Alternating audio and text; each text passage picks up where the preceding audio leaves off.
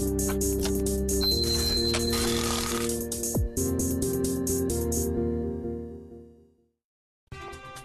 안녕하세요. 뉴스마켓의 최리나입니다. 시장이 계속해서 쇼크가 좀 이어지고 있네요. 전일에는 예상 밖의 금리 동결, 금통위에서 온 쇼크가 있었는데 오늘은 1분기 실적, 어닝 쇼크가 시장을 강타하고 있습니다. 연일 쇼크에 시장이 정신을 못 차리고 있는데요. 오늘 때문에 반등이 스탑됐습니다. 뉴욕 증시부터 분위기 빠르게 보고 우리 시장까지 짚어드리겠는데 뉴욕은 역시 분위기가 좋더라고요. 다우와 S&P 500은 다시 한번 사상 최고가 경신을 이어갔습니다. 14,800선. 그리고 S&P 500도요. 이제는 1,600 거의 부근까지 왔거든요. 나스닥의 기술주가 조금 PC 관련주가 부진하면서 빠지진 않았지만 역시 상승폭이 가장 적었던 것도 확인이 가능합니다. 자, 지금 잠깐 차트를 보시겠는데 이것이 다우존스 산업평균지수입니다. 신고가를 계속 이어가서 여기까지 왔고요.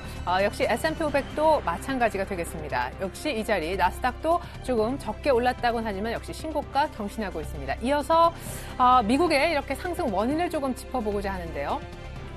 고용지표가 좋았습니다. 2주 전 집계만 보더라도 일주일 만에 실업자가 신규로 얼마나 늘어났는가 하니까 그때 굉장히 많이 불어나서요. 시장에서 미국의 고용이 빨리 회복이 안 되네라고 걱정을 자아냈었습니다. 그런데 재밌는 거는 그 이후에 FOMC 의사록이 공개됐습니다. 그렇죠? 예, 그래서 고용이 이렇게 안 좋고 최근에 제조업도 안 좋으니까 우리 연준에선 돈을 계속 풀 생각입니다. 라고 부양 의지를 밝혀줬어요. 그런데 재밌는 거는 그 다음 날인 간밤에 미국의 신규, 그러니까 2주 전 집계 말고 일주일 전 집계를 보니까 이 또 실업자 수가 확 줄었대요. 예, 그래가지고 고용이 또 좋아졌다. 이게 좀 뭔가 약간 음모론도 제기가 되고 있습니다. 연준에서는 굉장히 안 좋은 지표를 딱 보고 우리는 돈을 계속 풀 것입니다. 얘기를 하고 이제 그 얘기 난 다음에는 곧바로 나온 지표가 또 좋아지고 이게 뭐냐 이거죠. 부활절 관련해서 약간 특수한 상황이었다. 2주 전에 실업자가 는 것은 그런 분석이 있긴 한데 어쨌거나 결과적으로 뉴욕 증시는 빠질 수 없는 구조다라는 것이 드러났습니다. 자, 이번엔 일본 니케이를 한번 가볼까요? 자, 일본 니케이가 오늘 약간 빠져요. 하지만 13,460선 84포인트 정도만 하락하고 있는데 일본 니케이 잠깐 차트 보실까요? 자, 아직까지도 이 아주 연한 5일선, 이 까만 선하고 이격이 조금 벌어져 있습니다. 아직 5일선에도 와닿지 않은 일본 증시는 여유가 굉장히 많은 편입니다. 빨간 선에 닿으면 반등하곤 했었는데 이렇게 21선을 깨고도 훌쩍 지금 신고가 경신을 하고 있어서 아직 5일선하고도 벌어질 정도로 오늘의 쉼은 다음을 기약하기 위한 그런 준비 단계로 느껴집니다. 자, 이번에 코스닥의 흐름 한번 보겠습니다. 코스닥이 오늘까지 반등하는 거 조금 무리였나 봐요. 코스닥은 오늘 장중한 때 1936까지 내려가면서 1940을 하회하기도 했었습니다. 자, 코스닥이 지금 먼저 나오고 있는데 코스피를 먼저 보시죠. 자, 코스피의 현재 상황은 1940선대 정도입니다. 낙폭이 아주 큰 건 아닌데요. 0.3% 정도 하락하면서 1943.90 가리키고 있네요. 오늘 시가부터 현재까지 장중 흐름 한번 체크를 해보겠습니다. 자, 오늘 시가가 나쁘지는 않았었어요. 그런데 장중한 때 빠졌던 것이 1936선이었고 지금 조금 낙폭을 만회한 자리가 여기인데 1950선까지도 오늘 회복을 했었는데 지금 그것보다는 확실히 낙폭이 조금 크다라고 보여집니다. 오늘 반등이 미국 쪽 분위기 감안해서 이어질 줄 알았는데 왜냐? 어제 옵션 만기도 잘 넘겼죠. 그죠? 금통위 금리 동결에도 외국인 들어왔죠. 북한도 아직 미사일 안 쐈죠. 그래, 이제 우리 가는 거야 라고 생각한 그때 빠지기 시작하는 원인 수급에서 한번 찾아보겠습니다. 계속 가는 줄 알았던 코스피에 발목을 붙드는 것은 기관이네요. 1,600억 정도 순매도고요. 외국인은 지금 뭐 빨간, 파란색도 안 나오고 있지만 소폭이지만 위쪽인 것 같습니다. 3일 연속 지금 매수가 들어오고 있고 어제 한 달 만에 가장 많이 2,600억 이상 순매수했었는데 오늘까지도 일단 매수 기준 늦추지 않고 있습니다. 그리고 이제 좀 가는 것 같으니까 개인이 매수가 들어오는데 그만큼 기관이 팔면서 오늘 지수가 붙들렸습니다. 자, 이번에 정말 다시 한번 코스닥입니다. 자, 상대적으로 좋아 보이는 건 코스닥이에요. 오늘도 수급도 궁금하실 건데 550선 근처까지 왔습니다. 아직까지 제가 알기로 장중에 550을 터치하진 않았는데 거의 뭐 급락하기 이전 주가를 회복했다라고 보시면 좋겠습니다. 자, 코스닥의 장중 흐름 뭐 들쑥날쑥하긴 하지만 전체적인 진폭은 사실상 코스피와 비교했을 때 진폭이 조금 좁은 편이고요. 현재는 549선, 오늘 맥시멈이 549선, 아직 550선은 와닿지 않았습니다. 멋진 금요일장 마무리가 코스닥 쪽에선 이루어질 수 있을지 끝까지 보셔야겠는데 코스닥도 역시 중요한 건 수급이 되겠습니다. 현재 상황 코스닥 수급은요. 기관만이 사면서 외국인은 소폭 파네요. 아쉽습니다. 기관과 외국인의 3거래일 연속 화수목 쌍끌이 매수가 이렇게 계속 이어졌었는데 금요일 장에서 외국인이 약간은 보수적으로 돌아섰습니다만 많이 파는 건 다행히 아닙니다. 개인은 오히려 정리하면서 개인은 오늘 코스피 사느라 정신이 없는 것 같습니다. 원달러 환율 이어서 보시죠. 자, 환율이 드디어 좀 반등 포인트를 잡아주고 있습니다. 1,130원 정도인데 잠깐 차트를 좀 보시겠습니다. 원달러 환율이 1,145원 장중에 고점을 찍고 나서 이렇게 다시금 좀 밀렸었다가 오늘 반등을 주는 흐름인데 사실상 전체적으로 오늘 환시장은 조금 조용해 보입니다. 자, 이것이 이제 원달러 환율의 차트이거든요. 자, 1,145원 여기까지 이제 찍고 나서 계속 빠졌었고요. 어제 금리 동결 있었었는데 1,129원 이렇게 급락을 했었었죠. 그런데 오늘 곧바로 반등하면서 1,130원대 들어와주고 있습니다. 잠시 제가 다시 한번 말씀을 드리겠지만요. 한 이 정도에서 외국인이 들어오기 시작했습니다. 왜냐? 여기에서 우리 환차익 정도를 기대해 볼 수 있겠다. 이 정도면 충분히 올랐기 때문에 외국인들이 이 정도 라인에서 산다면 빠지는 것에 베팅하는 자리에서 샀다라는 것입니다. 사실은 정확히는 이 자리에서 샀지만 오늘 다시 반등을 주고 있긴 한데 원달러 환율이 외국인들이 예상하는 것만큼 빨리 빠져줄지는 글쎄요. 아직까지는 1,130원대 일단은 지키는 분위기입니다. 네, 이어서 오늘 시장의 여파에 대해서 집중적으로 살펴봐야겠습니다. 제가 처음에 언급드렸던 쇼크에 관한 부분인데요. 그 무엇보다 기업의 펀더멘털에 타격을 입힐 수 있는 실적이 안 돼서 빠지는 오늘 종목과 업종군들이 되겠습니다. 자, 첫 번째 타자는 역시 이제 GS건설이 되겠죠. GS건설 이틀 연속 하한가. 이미 매도 잔량이 굉장히 많이 쌓여져 있었기 때문에 어제 이 시각 현재 400만 주가량 팔려고 대기하는 물량이 그 정도였다라는 것입니다. 오늘 이틀 연속 하한가는 예고가 좀 됐었고요.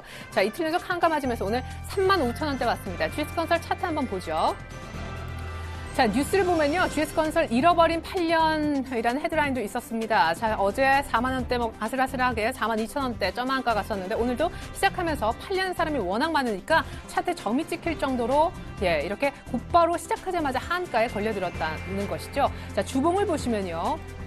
자, 이 라인이요. 지금 37,000원대인데 오늘 주가는 35,700원. 바닥 중에서 바닥이다. 사실은 이 정도 라인인 5만 원 정도에서는 반드시 버텨줘야 되는 그런 차트인데요. 35,000원까지 밀리면서 자, 2008년, 2009년 그러니까 이제 잃어버린 8, 9년 얘기가 나오는 것이고요. GS건설이 2007년에는 19만 9천원짜리였군요. 참 격세지감이 느껴집니다. 자, GS건설뿐만이 아닙니다. GS건설 이제 여파가 다른 건설주까지 다 올라가고 있는데 다른 건설주들은 얼마나 빠지는지 건설주 분위기를 한번 보겠습니다. 이것이 바로 그 무서운 어닝쇼크 여파이죠. 자, 건설주의 흐름이 나오고 있네요. 대림산업이 약간 플러스를 잡아주려고 하고 있지만 자, 지금 현대건설도 모습이 별로 좋지 않습니다. 전일 의외로 이제 플러스 마감을 시켰던 현대산업도 오늘 다시금 4% 가까이 빠지면서 특별히 예외 없다 하는 생각이 드는데요. 여기 지금 뭐 작은 두산건설이 있지만 잠깐 삼성 엔지니어링의 차트를 좀 보여드리겠습니다. 가슴 아픈 차트인데요. 자, 삼성 엔지니어링은 지금 96,400원 정도. 지금 일봉 보시면 무섭습니다. 자, 이게 삼성 엔지니어링의 차트입니다. 그죠? 2011년 4월, 6월에 28만 원 찍고 지금은 96,000원. 거의 한 3분의 1 토막 정도 났네요. 전일에도 10% 정도 급락했었는데 오늘도 신저가를 찍고 있습니다. 삼성 엔지니어링은 종목 이름이 길고 종목도 비쌌지만 이제 10만 원짜리도 안 되는 종목으로 하락하고 말았습니다. 자, GS건설의 불똥이 어디로 튀었느냐? 오늘 건설주만 빠졌다면 분위기가 이렇게 험악하진 않을 것 같은데요. 바로 자동차주가 하락하고 있기 때문입니다. 오늘 현대모비스가 주범인데요. 자, 모비스가 5.6%나 빠지고 있습니다. 신저가인데 모비스 이렇게 보면 감이 좀 안 오실 것 같아요. 차트를 좀 띄워보겠습니다. 현대차, 기아차는 최근에 조금 반등 주는 모습도 있었었고 기아차의 경우에는 외국인들의 지속적인 빠지면 사주는 외국인이 있었기 때문에 주가의 방어가 어느 정도 이루어졌었는데요. 현대모비스의 오늘 급락은 이렇게 되면 분위기가 완전히 바뀌게 됩니다. 자, 현대모비스는요. 올 2월 초, 1월 말 이때 갭으로 이 자리 뚫었었기 때문에 지금 자리 굉장히 꼭 지켜줘야 되는 그런 자리입니다. 자, 보시면 이 라인이 바로 이 정도 라인, 최근에 계속 지켰던 밑꼬리가 달렸지만 종가상 지켰던 이 라인인데 오늘의 이 급락은 물량도 조금 실리고 모양이 별로 좋지가 않습니다. 누가 파느냐? 지금 현재 기관의 물량이 굉장히 많이 걸려있다는 소식인데요. 자, 현대모비스가 빠지는 원인 실적입니다. 브라질 공장 손실로 인해서 영업이익률이 8%대 후반밖에 안 나올 것이라는 그런 안 좋은 우려죠. 왜냐하면 예상치가 한 9.6% 영업이익률 나오리라 기대를 했었거든요. 아직까지 실적이 공개가 안 됐지만 벌써부터 분위기가 이러면 글쎄요입니다. 물론 2분기가 자동차 쪽 성수기이라서 나중에 중장기적으로 보면 매수해도 좋다라는 의견도 있지만 글쎄 아직은 좀 위험하지 않나 싶습니다. 최근에 빠진 종목들이 더 빠지는 것이 트렌드이기 때문입니다. 자, 현대모비스의 급락, 다른 종목들 자동차를 조금 더 살펴봤으면 좋겠는데요. 자, 현대차, 기아차는 오늘 낙폭이 별로 크지는 않습니다. 다시금 자동차주 분위기를 조금 보죠. 자, 오늘 현대위아도 좀 많이 빠졌거든요. 현대위아 그리고 뭐 기아차 이런 종목들도 있는데 현대위아 같은 부품주도 보시면 분위기가 그렇게 다르지 않습니다. 지금 현대모비스가 부품주의 대장인 것을 감안해 보면 역시 현대위아도 지금 올 만큼 왔는데 사실상 최근 들어서 바닥을 미리 논한다는 것은 그 어떤 투자부자도 가장 위험한 투자가 될 것 같습니다. 자, 이어서요.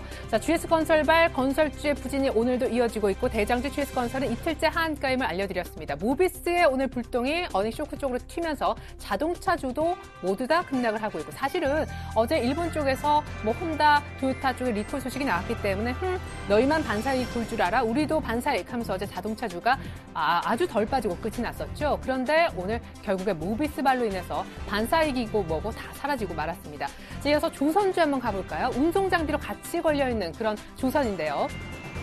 자, 삼성중공업이 6% 어머, 현대중공업이 한 2% 정도 20만 원 깨졌다고 제가 아슬아슬했었는데 결국 내주네요. 대우조선해양과 지금 삼성중공업이 앞서거니 뒤서거니 빠지고 있고요. STS조선해양은 잠시 후에 또 따로 살펴보겠습니다.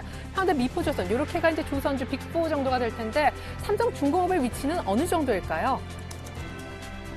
자, 이것이 삼성중공업의 차트입니다. 삼성중공업 나와라 뿅. 예, 아직 안 나오네요. 예, 나왔습니다. 자, 6%가량 급락. 웬일이에요. 겉봐요. 이 정도 라인에서 지켜줘야 되는 게 어제 종가 부근 정도는 그나마 참을 수 있는 라인이었지만 이렇게 되면 오늘 현대모비스보다 훨씬 더 물량이 많이 실리죠. 이렇게 지금 차트가 거래량을 의미하는데요. 이렇게 되면 진짜 좋지가 않습니다. 지금 주봉상 보더라도요. 자, 주봉상 보더라도 예, 이 정도 라인에서 못 버텨주고 빠지는 차트 예, 여기에서 싸기 때문에 들어간다. 글쎄 저는 그렇게 찬성표를 던지고 싶진 않습니다. 조선주 분위기 역시 안 좋음을 전해드렸고요. 자, 이어서 SX 그룹주를 한번 가보겠습니다. 아까 SX 조선해양도 많이 빠지고 있었기 때문에 그룹주는 어떤가 보니까요. 자, SX 일단 지주회사가 10% 넘게, SX 엔진이 마이너스 11%, 조선해양이 8%대, 메탈과 펜오션도 만만치가 않습니다. 가장 적게 빠지는 SX 펜오션 정도인데요. SX 그룹주는 왜 또 이런 모습일까요? 바로 이제 채권단하고 공동관리에 들어간다 조선해양이 그런 얘기가 있었었는데 오늘은요, 뭐 이제 조금 더 소소한 내용이긴 하지만 정말로 자금이 없어서 결국 이제 현금 유동성을 확보하기 위해서 매각하고 그러지 않았습니까? 근데 지금 진짜 얼마나 돈이 없었으면 직원들 한 달 월급도 못 주고 있다. 이게 이제 연체가 됐다라는 소식이 나오면서 야, 이거는 유동성 위기 정도가 아니라 자금 상황이 최악이다. 정말 돈이 없나 보다. 돈줄 말랐나 보다 해가지고 오늘 투매가 좀 나오는 것으로 보입니다. 차트 보시면 이게 투매라는 게 아마 와 닿으실 건데 이게 이제 SX 그룹주입니다. 자, 빠지고 더 빠지고 여기서 사실 이렇게 안 가는 종목이었는데 이런 종목이 어디 있습니까? 그렇죠? 그런데 이렇게 급락을 했다는 거예요. 지금 거의 한 10,000원대에서 3,000원 됐으면 4월 달에만 3분의 1 토막이 됐습니다. 이 종목 들어가신 분들 예, 진짜 손수건 어서 좀 구하셔야겠네요. 7,000원대 있다가 3,250원. 네. 그리고 아주 쉽게 하한가에 곧잘 들어가고 하는 STX 그룹주. 오늘도 또 시장의 발목을 잡는 한 몫을 했습니다. 자, 마지막으로 신성 그룹주도 한번 볼까 합니다. STX 그룹주가 STX 조선해양 채권단 공동관리 때문에 굉장히 전후를 힘겨워했었었는데 이 신성 그룹주 같은 경우에는요. 채권단 공동관리 아직은 아니지만 이런 채권단하고 공동관리에 들어갈 수 있다는 소식 때문에 오늘 좀 빠지고 있습니다. 신성 솔라에너지가 지금 하한가 들어갔고요. 나머지 또 뭐 신성 SFA, 신성 에너지도 좀 부진한 그런 모습입니다. 신성 SFA도 같이 한번 하한가에 지금 접어든 모습입니다. 결국 돈이 없든지, 그렇죠? 현금이 안 돌아서 유동성 위기에 처한 그룹은 두말할 나위가 없거니와 어닝 시즌에 어닝 즉 실적이 좀 안 된다, 예상을 하회한다 정도가 아니라 깜짝 놀랄 정도로 실적이 부진하다, 장사를 이렇게 못했어? 그런 기업은 답이 없다는 것이 현 시장의 정말 해답인 것 같습니다. 마지막으로 시장 팁 전해드리겠습니다. 자, 옵션 만기 전일날 굉장히 무난하게 마감됐습니다. 오히려 비차익 중심으로 해서 프로그램은 1,250억 정도 매수 우위로 끝이 났고요. 외국인들을 현물 기준으로 했을 때 한 달 만에 최대 규모를 샀습니다. 근데 외국인들 왜 샀을까? 그 부분에 대한 이해가 좀 필요할 것 같습니다. 왜냐? 오늘 외국인들이 하루 만에 주춤하면서 많이 사지 않고 있기 때문입니다. 차트 잠깐 보시면요. 이제 이것이 외국인들의 일별 수급 동향이 되겠는데요. 외국인들이 어제 2,620억 사고 코스닥 같이 사고 선물은 좀 같이 안 샀지만 이것이 한 달 만에 최대 규모의 순매수일 정도로 외국인들을 많이 팔았었습니다. 2,000억대 어머 웬일이야? 시장이 좀 놀랐던 것이죠. 혹은 욕심 부리시는 분들은 외국인의 컴백 기대를 좀 했었지만 오늘 곧바로 150억 정도밖에 사지 않습니다. 물론 장은 아직 끝나지 않았는데요. 이런 속도로 사준다면 오늘 많이 살 가능성은 적고 오히려 막판에 매도로 돌아설 수도 있겠습니다.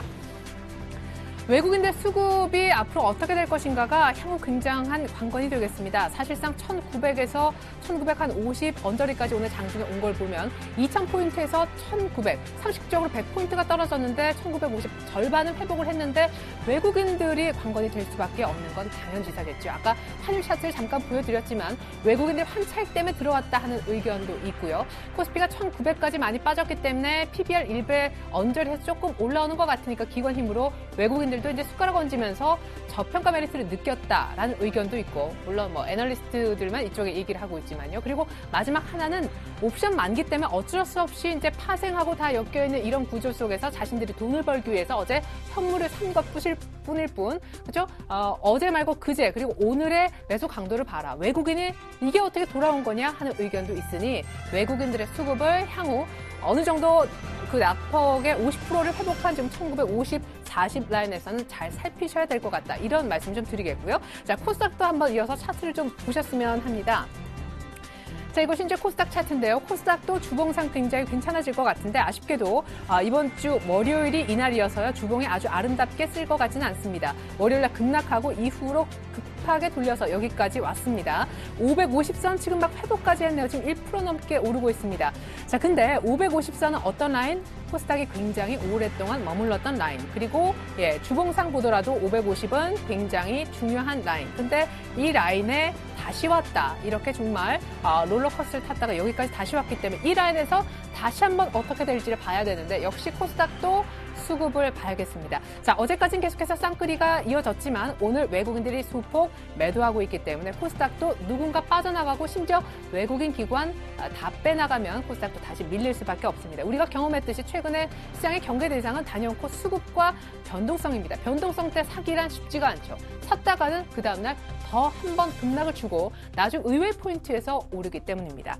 자, 시장의 팁 역시 어닝 시즌. 우리가 GS건설 그리고 오늘 현대모비스를 통해서 느낀 것 뭐죠? 바로 실적의 중요성입니다. 자, 차트 하나 조금 더 볼까요? 어제 제가 셀트리온 말씀을 좀 드렸었는데 자, 셀트리온이 그렇게 긴급하게 여러 가지 이제 언론사를 통해서 아닙니다. 우리가 원래 이제 제약사 특성상 이렇게 조금 이렇게 실적을 꾸민 건 아닌데 재고를 쌓아야 되기 때문에 어떤 엇박자가 좀 자회사하고 모회사하고 날 수 있습니다. 얘기를 했는데요. 어제 이렇게 급락하고 오늘 반등 주나요? 그러지 못하죠. 지금 셀트리온 같은 경우에도 거의 11연속, 11거래 연속 밀리는 걸걸요. 이런 것도 실적 논란에 한번 휩싸이면 최근에 올라오기가 쉽지 않습니다. 왜? 아무도 펀더멘털에 스크래치난 종목을 손대려 하지 않기 때문입니다. 결국 어닝의 중요성을 다시 한번 여러 가지 종목으로 체감을 했으니 갖고 계신 분들은 안타깝지만 직접 돈을 주고 피를 흘리면서 체감을 하셨으니 실적을 꼭 체크하셔야겠습니다. 그리고 수급도 체크를 하셔야겠죠. 시장 전체적인 수급도 중요하지만 보유 종목의 수급이 더 중요한 건 두말할 나위가 없겠습니다. 잠깐 두 종목 정도만 볼까요? 자, 오늘 메디포스트라는 종목도 CNN 쪽에서 이 연골치료제 카티스템 관련해서 보도가 크게 나왔다고 해서 오늘 이렇게 급등을 주고 있고요. 또 하나의 정보는 인성 정보입니다. 헬스케어주인데 이 종목은요, 추세적으로 지금 굉장히 좋고요. 오늘도 급등하면서 신고가를 내고 있습니다. 바이오, 헬스케어 쪽 굉장히 좋고요. 메디톡스 같은 경우에도 지금 계속해서 이런 종목 신고가 치고 있어요. 오늘 빠지나요? 이런 GS건설이라든가 삼성엔지니어링, 현대중공업 쳐봅시다. 이런 차트하고는 전혀 다른 차트가 어디서? 코스닥에서.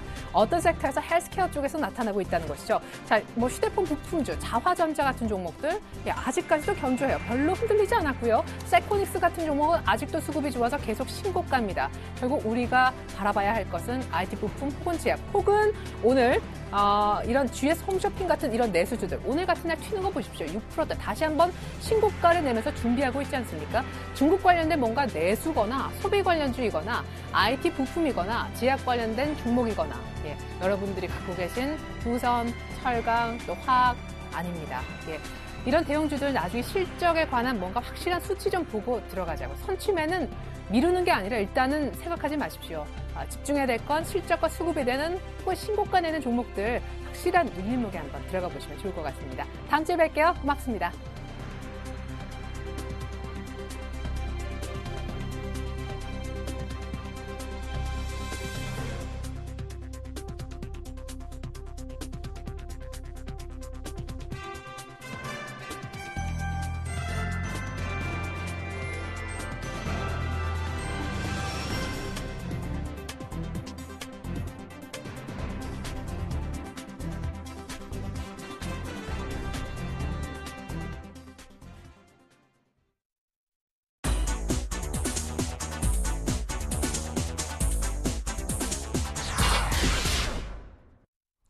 안녕하십니까. 4월 10일 뉴스인마켓입니다. 정부와 여당은 오늘 추가 경정 예산 편성과 관련해 전체 규모를 20조 원이 넘지 않는 선에서 국채 발행을 통해 조달키로 의견을 모은 것으로 알려졌습니다. 새누리당 나성링 정책위 의장은 국회에서 추경 당정 협의회를 끝낸 뒤 기자들과 만나 추경 규모는 20조를 넘지 않는 선에서 정부가 결정할 것이라며 재원 조달은 기본적으로 국채 발행으로 조달키로 했다고 말했습니다. 당초 정부는 세입 벌충과 경기 회복용 세출 증액을 위한 추경 예산안을 17조 원 안팎으로 편성하는 방안을 국회에 제출한 것으로 알려졌습니다. 나 정책위 의장은 야당이 주장하는 증세와 관련해 증세는 말이 안 된다며 증세를 하면 추경하는 효과가 없고 또한 투자 소비가 줄며 올해 세수도 안 들어온다고 일축했습니다. 국내 LTE 스마트폰 가입자 수가 2천만 명을 넘어섰습니다. 이동통신 3사는 올해 말까지 총 3천만 명의 LTE 가입자를 확보한다는 계획입니다. 이동통신 업계에 따르면 이동통신 3사의 LTE 가입자는 최근 2천만 명을 돌파한 것으로 추산됩니다.